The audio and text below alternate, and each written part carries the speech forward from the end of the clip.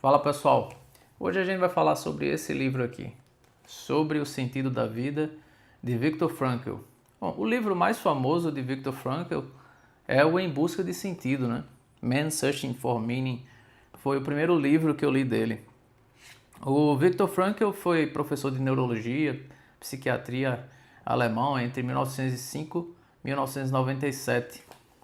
E eu passei muito tempo interessado por Viktor Frankl, eu ainda tenho um grande interesse, ainda tenho livros dele para ler aqui. Tem outro aqui, que depois eu posso falar para vocês, posso fazer outra resenha, A Busca de Deus e Questionamentos sobre o Sentido. Mas o mais impactante é mesmo Em Busca de Sentido, e esse aqui é um complemento. Não é um complemento tão bom quanto. E a ideia de Viktor Frankl, que a gente vai percebendo, é a seguinte, que em psicologia tem uma tríplice divisão ali muito forte, né? Que o Adler falava que o sentido da vida é buscar poder. Quanto mais poder você tem, mais feliz você é, né? Mais você se realiza. Já o Freud falava que o sentido da vida era buscar prazer. Então as pessoas estão a todo momento buscando prazer, e o prazer é o que move as pessoas. Já Viktor Frankl, ele partia de uma ideia diferente. Ele dizia que o sentido da vida é encontrar o sentido, né? A razão de viver é encontrar o sentido. Eu acho o Viktor Frankl um autor, um filósofo, um escritor essencial nos dias de hoje, que a gente vê uma crise de sentido. As pessoas não sabem mais por que viver. Então, o número de pessoas depressivas, deprimidas é muito grande. Pessoas que não sabem com que trabalhar, qual é a função, qual é o sentido de ter filho, qual é o sentido de ter família. As pessoas estão completamente perdidas e estão mergulhadas em um mundo de ideias confusas. Então Viktor Frankl chega para consertar isso, né? Para dar ideias, para organizar a nossa cabeça. E tem organizado a minha, né? Ele é praticamente o criador da logoterapia. A logoterapia é um tratamento psicológico, né? Uma terapia em que busca ajudar o paciente a encontrar o seu sentido na vida. Na medida em que a pessoa encontra o seu sentido, percebe a importância do sentido da vida, o sentido correto da vida, ela começa a encaixar melhor, a organizar melhor, a viver melhor todas as suas áreas da vida, né? A profissão, a família, a vida familiar, a vida espiritual, todas essas coisas. Viktor Frankl, essa vertente da psicologia que busca curar o paciente através da busca pelo sentido, chamada de logoterapia, tem ficado cada vez mais forte hoje na modernidade por causa disso, né? Porque as pessoas estão perdidas e confusas.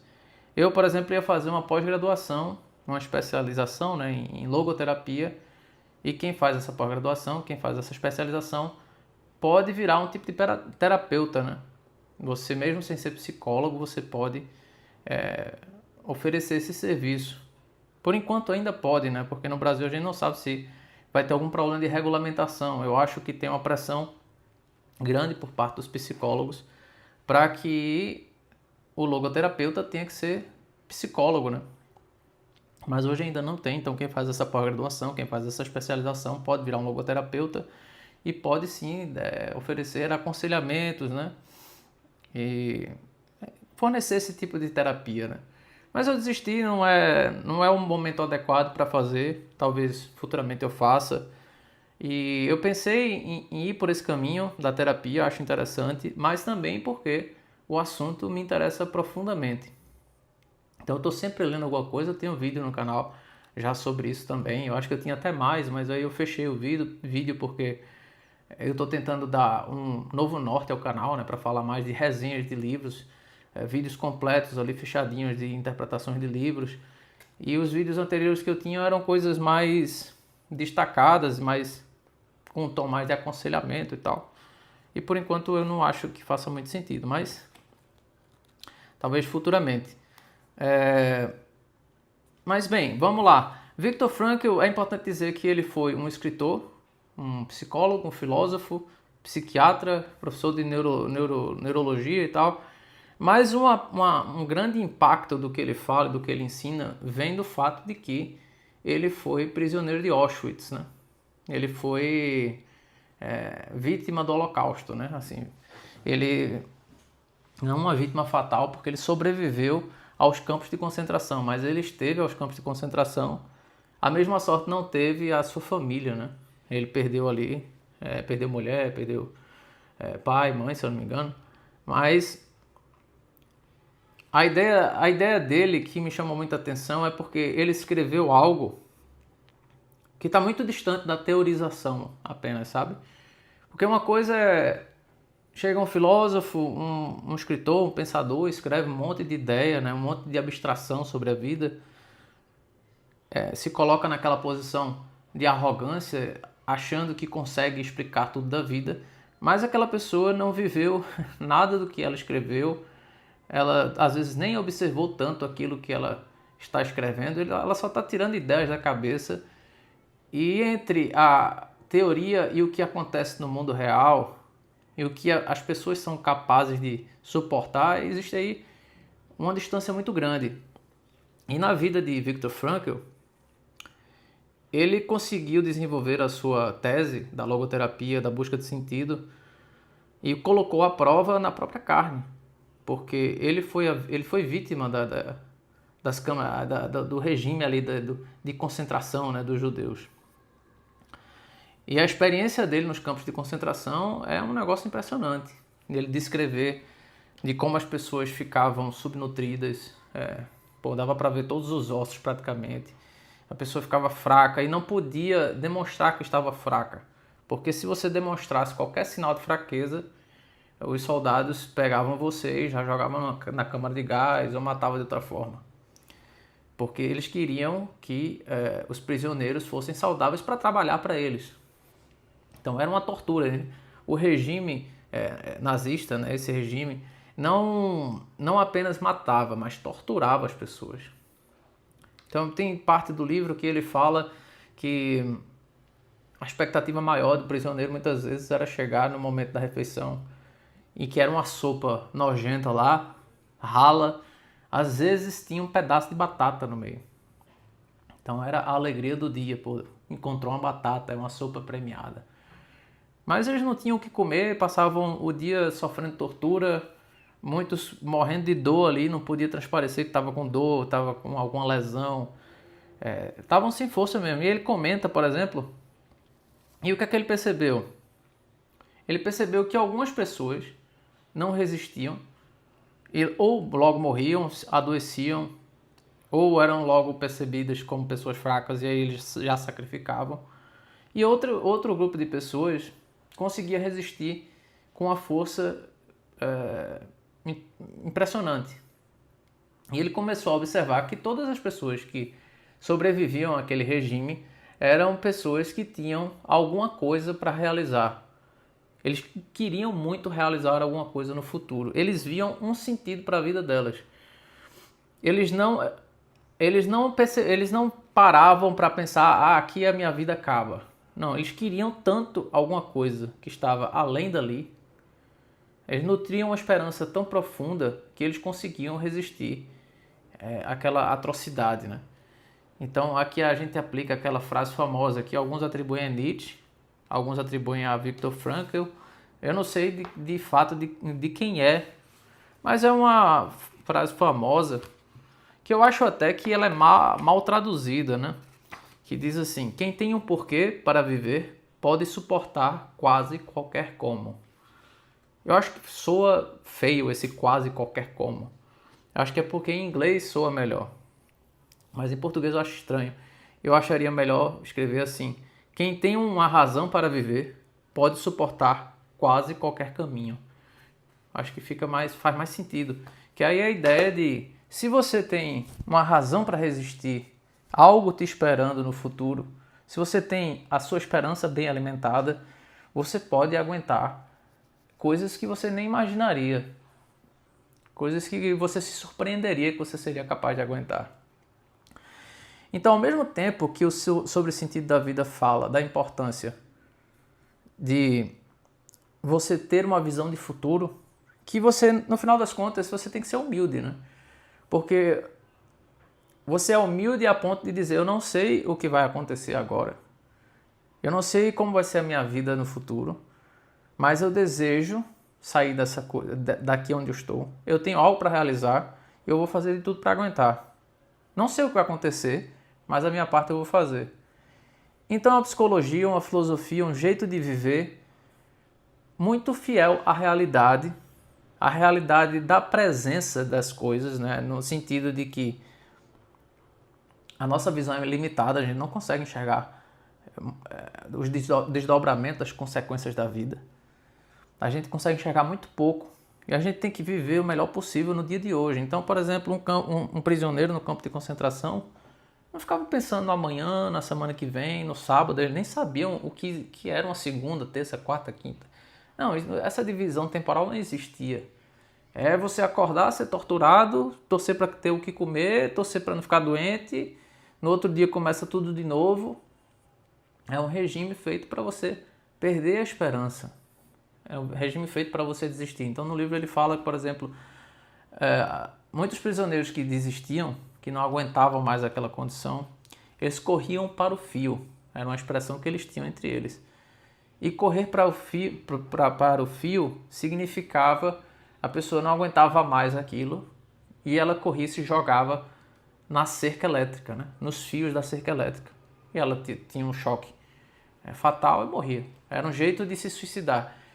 Imagina o estado da alma da pessoa, né? O estado emocional da pessoa para desistir a ponto de ter a coragem e ao mesmo tempo covardia, mas o desespero com certeza de correr em direção à cerca elétrica para se suicidar.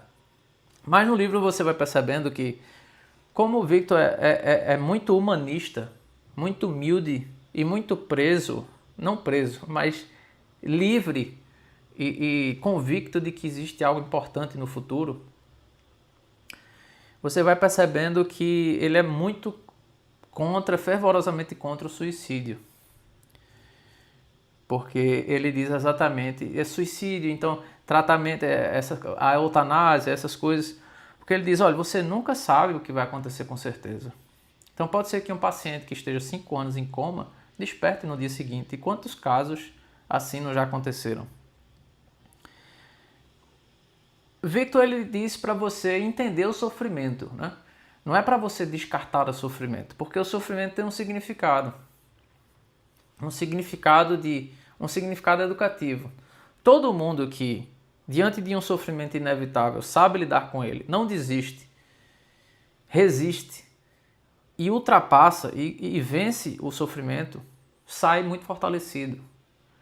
Sai uma pessoa muito melhor daquela fase, sai engrandecido. Então ele entende essa função educativa do sofrimento. Agora muita gente fala que assim, existe uma falsa percepção de que Viktor Frankl é a favor de você sofrer. Não é isso. É o sofrimento inevitável, é algo contra o qual você não consegue lutar, né? Contra o qual você não consegue mudar, na verdade. Você consegue lutar, mas você não consegue modificar aquilo com suas próprias forças. Por exemplo, ele preso nos campos de concentração não podia fazer nada. Ele não podia voar, não tem asa, ele não é super-homem, não tem nada. Ele só tem que aguentar aquilo ali até acabar.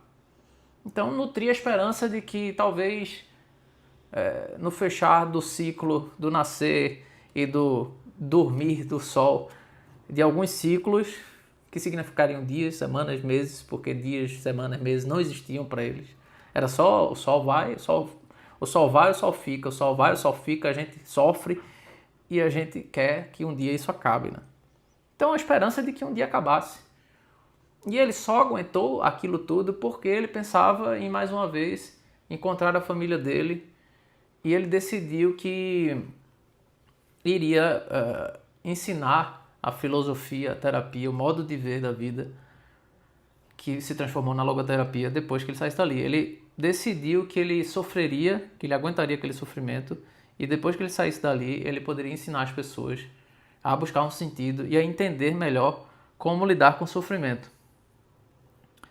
Então, por exemplo, quando você vê que Freud fala, né, eu não sou especialista em psicologia nem nada, mas em linhas gerais, né, que a gente vê o Viktor Frankl falar no livro, em outros livros, é que se você for buscar na vida apenas o prazer, que é um modo de viver muito parecido, se eu não me engano, com a visão utilitarista de Jeremy Bentham, né, que era um outro filósofo, que falava que não, tudo que você tem que fazer na vida é procurar o que te dá mais vantagem, o que favorece mais pessoas e prejudica menos pessoas. É uma visão meio objetiva, cartesiana ali, né, fria, racional da vida, como se você pudesse medir a felicidade e a tristeza das pessoas. E as pessoas são muito complexas, você não consegue fazer essa medição. Às vezes a pessoa tem uma vida, uma experiência de vida extremamente sofrida, mas se você pergunta para ela se ela se arrepende de algo, se ela gostaria de ter tido uma vida diferente, ela pode ter aprendido tanta coisa, a história sofrida dela pode ter construído um significado tão interessante para ela, que ela pode virar para você e dizer, não, eu não mudaria nada, eu até agradeço a Deus por ter tido uma vida assim. Porque ela entendeu que a vida não é só prazer, que a vida é educação, é dever, é responsabilidade. Então, nesse livro a gente vê muito essa visão de Viktor Frankl, que tem uma frase que vai mostrar muito bem o que ele pensa, né? Que a gente pensa, o que é que a vida quer de mim? É uma pergunta que as pessoas fazem no dia a dia. O que é que a vida quer de mim? Como se a vida existisse para fornecer todos os nossos caprichos, né? Preencher todos os nossos caprichos, como se nós fôssemos bebês e crianças eternas, né? Não, você não deve perguntar o que a vida quer de mim, você deve perguntar o que eu posso fazer pela vida, né? Qual será, o que é que eu devo fazer com a vida que me foi dada, né? Aquela frase do Gandalf no Senhor dos Anéis, né? Tudo que você tem para decidir durante a sua vida é decidir como vai lidar, como vai gastar, como vai investir o tempo que te foi dado, né? O tempo é essa moeda que não se recupera. Todo mundo tem uma cota de tempo na vida. Como você vai gastar o seu tempo? Esse tempo você só vai gastar uma vez. Então, além de ter uma posição de responsabilidade, né, de dever, de obrigação, é uma visão de vida que ela pressupõe muita maturidade, porque como você não espera as coisas acontecerem, você sempre está pensando qual é a melhor forma de viver e qual é a forma correta de viver. Então, desenvolve esse senso de responsabilidade de você não pode viver de qualquer jeito. Você tem que viver da melhor forma possível. Então, tem algumas frases aqui que eu separei aqui, então eu marquei algumas páginas aqui. Não sei se dá para ver, né? Mas a primeira aqui é como se fosse uma mini poesia, uns pequenos versos que ele coloca. Adormeci e sonhei que a vida era alegria. Despertei e vi que a vida era obrigação.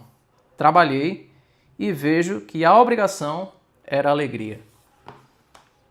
Então é aquela coisa de pensar, também trazendo para a modernidade hoje, que as pessoas não sabem com o que devem trabalhar, porque elas querem experimentar prazer toda hora, né? Então o trabalho tem aquela noção de que deve ser muito gostoso trabalhar. Pô, eu não tô alegre no meu trabalho.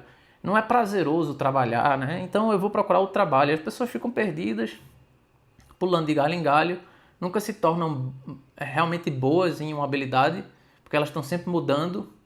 Elas não conseguem tolerar um trabalho e ficam perdidas quando vê, passou-se aí muito tempo e esse tempo é irrecuperável. Então você não vai mais conseguir ser bom em uma coisa, porque você ficou instável a vida toda, confuso a vida toda, sem saber o que fazer. Porque você esperou que a vida te desse tudo de presente.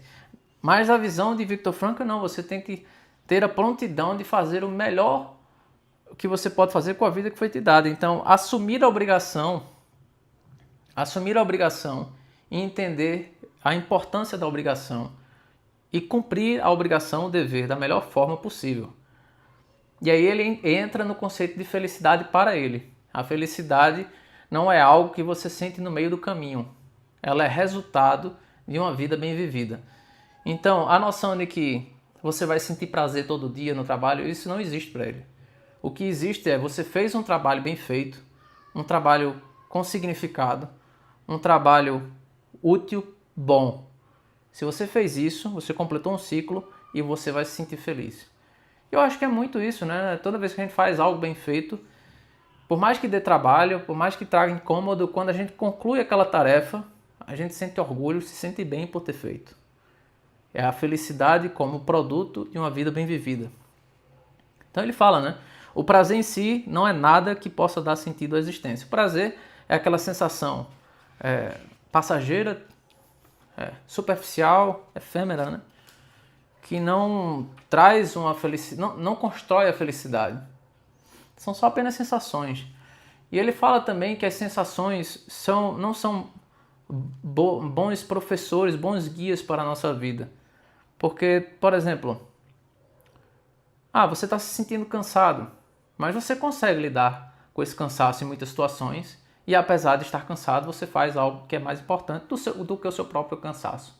Então você sai de si e percebe isso. Então, por exemplo, uma mãe que está ali sem dormir vários dias, ela está extremamente cansada, ela está esgotada, mas ela está fazendo algo que vale a pena ser feito. Está cuidando de alguém. Ela sai do sentimento de cansaço dela para cumprir alguma coisa importante. Deixa eu ver outra frase aqui que eu separei para vocês. Eu estava sem marcador de texto e saí colocando cartão de pré-pago, cartão vencido de crédito que eu achei aqui na gaveta. Mas achei aqui a outra aqui, deixa eu ver.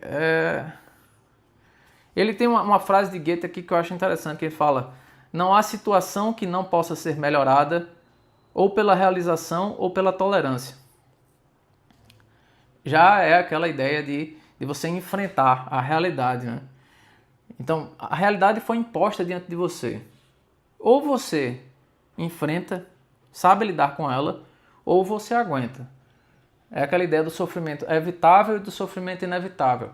Quer dizer que você tem que sofrer a vida toda? Não. Se o sofrimento você conseguir lidar com ele, você conseguir enfrentar e você conseguir afastar o sofrimento com a sua conduta, com o seu modo de pensar, com as suas ações, com as suas habilidades, você não só pode enfrentar, não só pode lutar contra o sofrimento, convertê-lo em algo bem sucedido, mas como tem o dever. Nós temos o dever de lutar contra esse sofrimento evitável. Só que, mais uma vez, existem sofrimentos inevitáveis. Sofrimentos contra os quais a gente não consegue lutar, a gente só pode aceitar. Então ele fala aqui, não há situação que não possa ser melhorada também pela tolerância. Quando ele estava preso nos campos de concentração, ele só poderia tolerar. E tolerar é uma habilidade. E cada pessoa vai conseguir tolerar mais ou menos de acordo com o que tem no coração, de acordo com as suas crenças, de acordo com o que ela pensa da vida. Porque uma pessoa vazia não vai ter muita força, né? Uma pessoa vazia que não entende o poder da esperança, da capacidade de ver que há algo além do dia de hoje que possa concretizar a vida dela, ela não vai ter força para aguentar. Uma pessoa muito apegada ao presente e uma pessoa muito apegada à própria arrogância, ela não tem a capacidade de imaginar outras possibilidades, então ela vai desistir. Deixa eu ver outra frase aqui. Essa aqui é interessante também. Tem duas, na verdade, aqui. Se eu não o faço, quem mais o fará? Se, porém, faço apenas por mim, o que sou então? Então, é interessante que ele fala, se eu não o faço, quem mais o fará? É aquela coisa de... O sentido da vida passa muito pela noção de que existe algo somado a todas as circunstâncias da sua vida, todas as suas características, onde você vive, as pessoas com quem você convive, o que você sabe fazer, o que você não sabe fazer. A soma de tudo isso traduz no seguinte, na seguinte liquidação, no seguinte filtro. A sua vida é única. A vida de cada um é única. E o que a vida está pedindo de você é algo que somente você pode fazer depois que você analisa todas essas coisas, todos esses fatores. Como você é, o que você sabe ou não sabe fazer, onde você vive, as pessoas com quem convive. Se você extrair tudo daí, você vai perceber, existe uma coisa que só você pode fazer. Então, se eu não faço, quem mais o fará? Ninguém, porque só você pode fazer aquilo. Se, porém, faço apenas por mim, o que sou então? É a visão sempre destacada do egoísmo, porque o sentido da vida sempre está fora da gente, fora da nossa percepção, das nossas sensações, dos nossos desejos egoístas. O sentido da vida está em realizar algo para alguma coisa, alguém, uma força superior que está fora da gente. Então você não faz por você, apenas por você. Você faz por algo mais importante do que você. E aí tem outra frase aqui que é: a vida não é algo, é a oportunidade para algo. Que remete à ideia de que, parecido com aquela coisa, né, de o que a vida, o que eu quero da vida, né, o que eu vou fazer da vida. Não, é o que eu posso fazer pela vida. O que eu posso agregar à vida. O que é que eu posso melhorar na vida das outras pessoas. Então, você vai percebendo que o caminho da busca de sentido é um caminho que nos fortalece e é um modo de viver que favorece de modo mais claro a uma pessoa que está sofrendo bastante, é claro. Porque quem está diante de um sofrimento inevitável não tem nada mais para se segurar além da ideia de que você pode encontrar um sentido no futuro. Um sentido em algo maior do que você. Às vezes não é nem no futuro. Então, por exemplo, ele fala aqui, tem o exemplo de uma mãe que tem uma filha bem problemática, que não consegue nem se expressar direito, que tudo que ela consegue fazer é gesticular assim com os olhos e tal, sorrir, aquele sorriso às vezes que você não sabe se é consciente, se é inconsciente, enfim, então uma filha especial, que basicamente, na visão utilitarista de Jeremy Bentham, por exemplo, ou de outras filosofias, você vai entender que essa pessoa é inútil, ela não melhora a vida de ninguém, ela está aí em estado vegetativo, semi-vegetativo, está apenas consumindo a vida das outras pessoas. Esse tipo de visão faz com que as pessoas sacrifiquem outras pessoas apenas com base em uma visão utilitarista. Mas Viktor Frankl defende uma ideia humanista, uma ideia de que quando você se apega ao sentido e não ao utilitarismo, ao prazer ou ao poder, as pessoas, mesmo que você acha que são inúteis, porque elas estão ali apenas para usar a sua atenção, para você fornecer, para você viver ativamente para ela. Veja, o fato de você viver para ela já demonstra que ela está gerando alguma consequência. Ainda que ela esteja em estado vegetativo, não seja uma ideia consciente e tal, ela está exigindo a atuação de outras pessoas, de alguma forma. E se essa exigência de atuação de outras pessoas, mesmo de uma forma inconsciente, já gera consequências para a vida dela, para a vida de quem está cuidando, para a vida de quem está convivendo com quem está cuidando, e gera aí uma cascata de consequências. E essa cascata de consequências pode ser interpretada de uma forma na cabeça do arrogante e de outra forma na cabeça de quem é humilde. Porque na cabeça do arrogante ele acha que consegue medir todas as consequências e consegue chegar na equação matemática de dizer: isso aqui não é útil, isso aqui é inútil. Isso aqui não merece viver, isso aqui merece viver. Porque ele acha que consegue medir todas as consequências. Mas não sei se vocês já viram aquele filme Efeito Borboleta, né? Que é a ideia de que a mínima alteração na vida de alguém gera um desdobramento de consequências tão grande que muda a história do mundo todo. E é exatamente isso que acontece.